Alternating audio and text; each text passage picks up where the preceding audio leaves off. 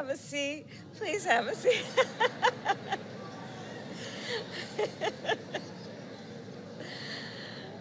Oh, it's so good to be back. Madam President, thank you for that introduction and for your leadership. Thank you. Well, good afternoon, Bulldogs. How's everybody doing?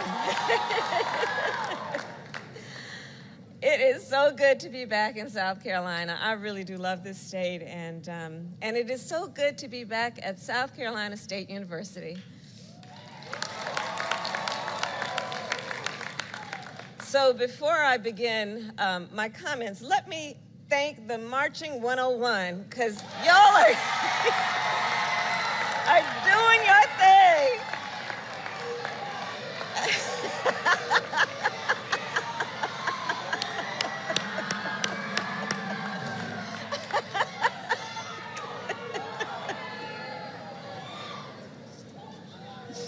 They do not disappoint. So today, of course, we are also joined by Secretary Cardona, who is one of the champions of our nation's students. Secretary Cardona, I thank you for your leadership and your work. And to Mayor Butler for welcoming us back to Orangeburg, I thank you. To President Conyers, always, for your leadership and for welcoming us to campus. Students, it is an honor to join you at convocation. And to all of the freshmen, can I see, where are the freshmen? So to the freshmen here today, I will say to you specifically for a moment, this is the beginning of a great journey for you. It's a great journey. For the next 4 years, you are going to have an experience that will shape the rest of your life.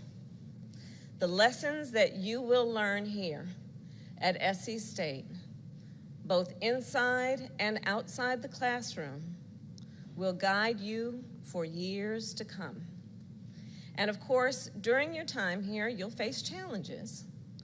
And through those challenges, you will learn that you are strong enough, resilient enough, and brave enough to overcome any obstacle.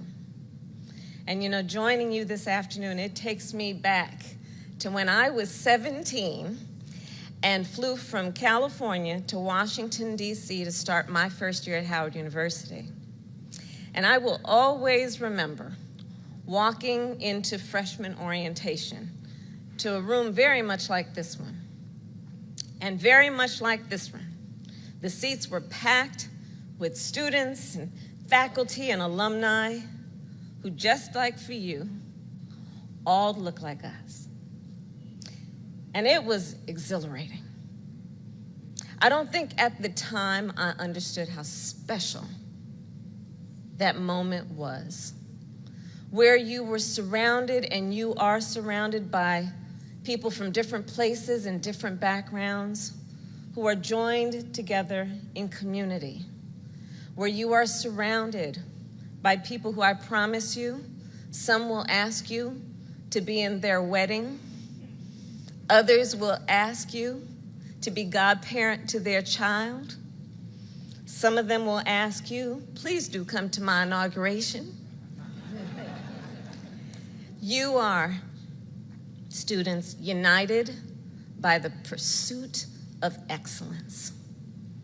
And I remember back in that day, what I believe you must be feeling today, which is to feel the possibility of great opportunity, to feel the vigorous welcome that you are being given for you to lead. So to all the students here today, I say, there is no limit to your capacity for greatness. There is no obstacle that you cannot overcome. And believe me, there is no barrier that you cannot break. And so, as Vice President of the United States, I urge you to seize on that. Because in this moment, our nation needs your leadership. Today, we live in unsettled times. The ideals that we thought were long established, such as overseas, what we're seeing, the sovereignty of democratic nations, we thought was long settled. Domestically, we thought long settled would be the freedom of voters to decide elections. Long settled, we thought, would be the freedom of women to make decisions about their own future. We thought we could take for granted what constitutes the truth. But these ideals now hang in the balance. And in moments of great crisis, our nation has almost every time turned to our young leaders to help guide us forward. Just remember, John Lewis was only 23 when he spoke during the March on Washington. 23. Diane Nash was just 21 years old when she led the Nashville sit-ins to protest racial segregation. And the great Jim Clyburn was in his early 20s when he was jailed for protesting for civil rights. In fact, it was in that jail where he met his beloved wife, the late Dr. Emily England Clyburn. And as you guys know, I think, they were both proud graduates of this very institution.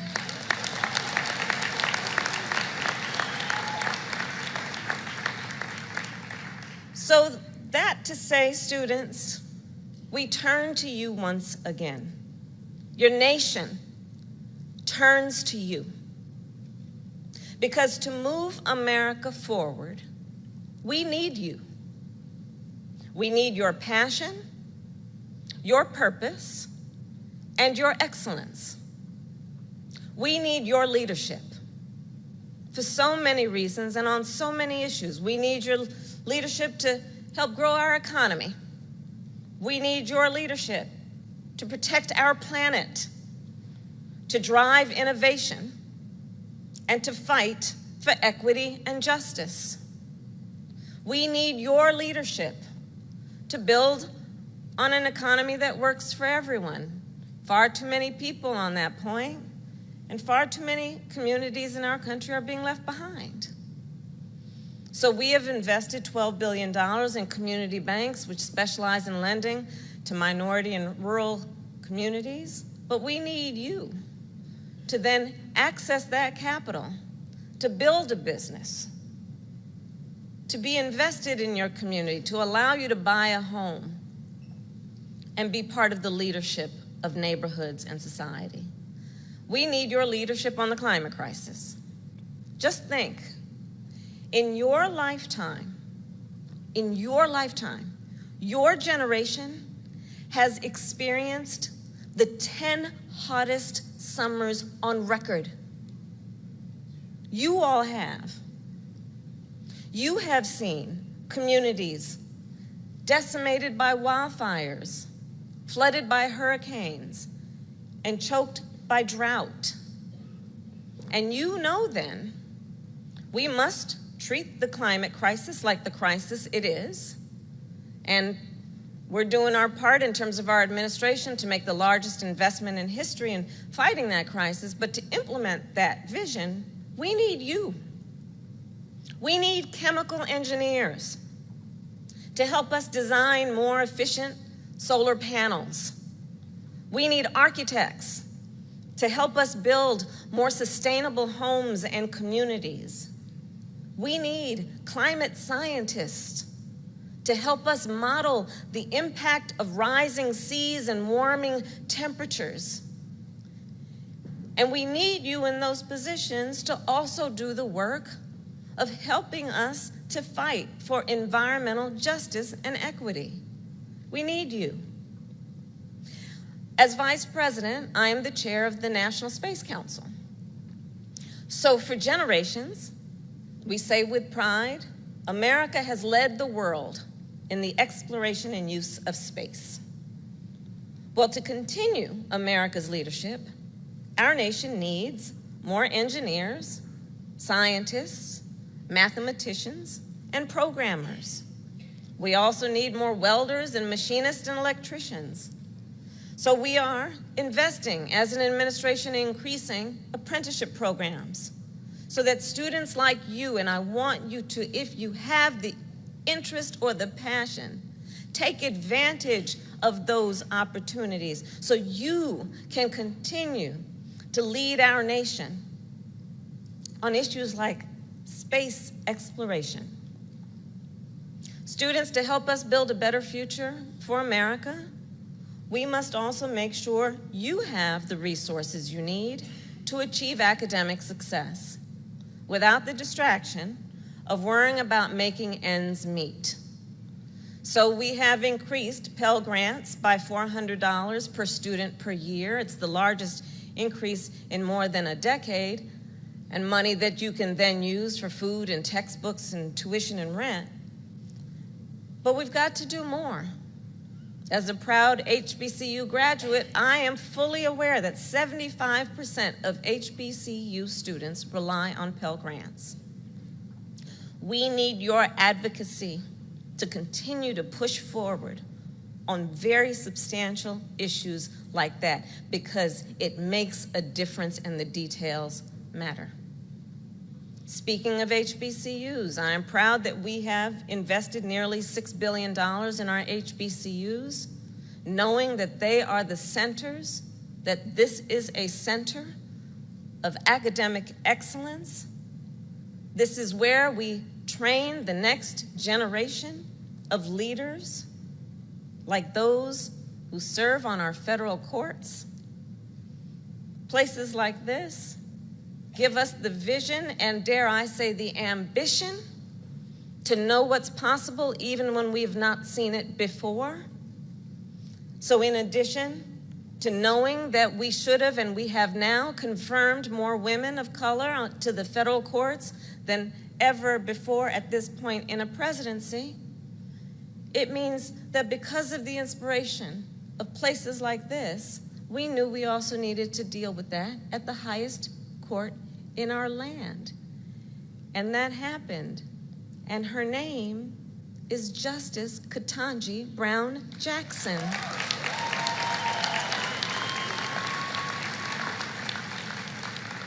The president and I also know that you cannot help us build a better future if you are buried under a mountain of student debt after you leave here. And that is why we have announced that we will cancel $10,000 of federal student loan debt.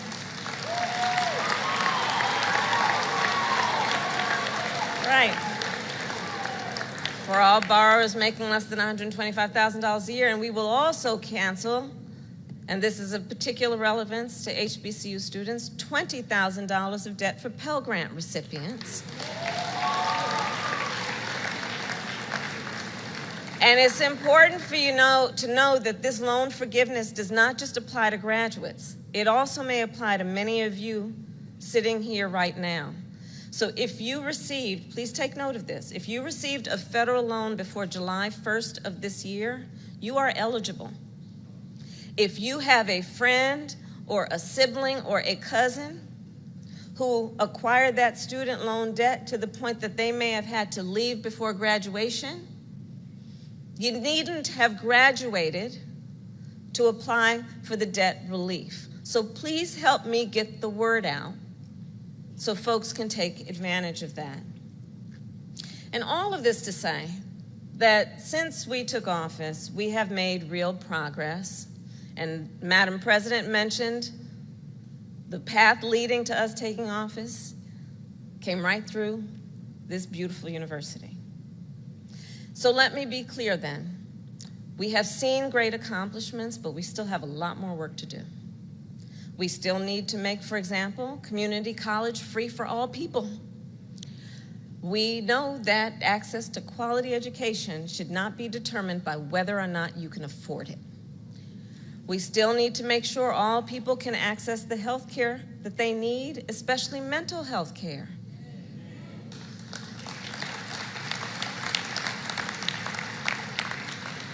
I was discussing with some students earlier Access to mental health care should be a right and not just a privilege of those who can afford it, and let's be clear about it. That's health care. For too long, we have failed to understand. When we talk about health care, people act as though the body just starts from the neck down. What about the neck up? That's health care. So let's address it. When we look at the work that we still need to do, we need to pass a law to protect a woman's right to make decisions about her own body.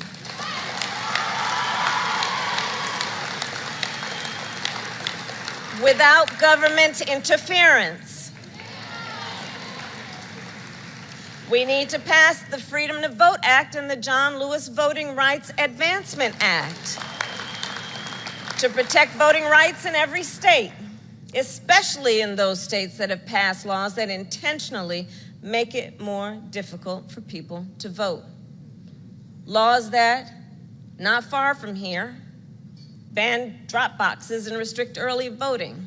Laws that states are passing making it illegal to give folks who stand in line to vote food and water. Undemocratic laws, un-American laws. And on that topic, I'll tell you, so as Vice President, I'm also the President of the United States Senate. And in that role, I broke this is for the historians here, I broke John Adams' record of casting the most tie-breaking votes in a single term.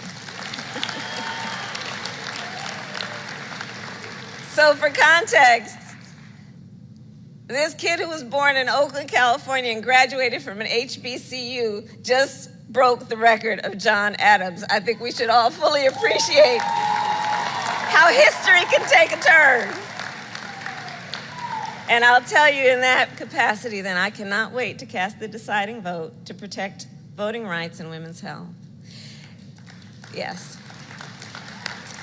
So there is more work to be done. And the work includes something that affects the students here and young people across our country. We still have to address the epidemic of gun violence in our nation.